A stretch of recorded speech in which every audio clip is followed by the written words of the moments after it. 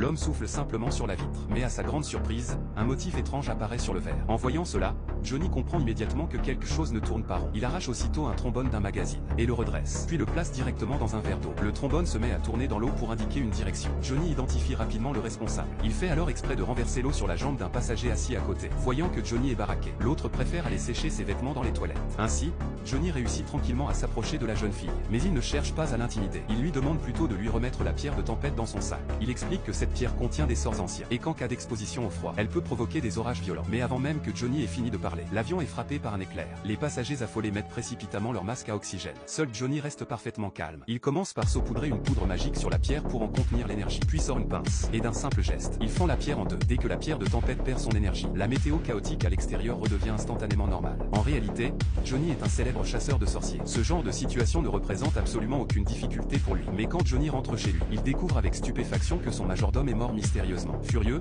Johnny entre immédiatement en action. Il prend aussitôt une bougie éteinte et la place devant le nez du cadavre pour vérifier. À cet instant, quelque chose d'étrange et merveilleux se produit.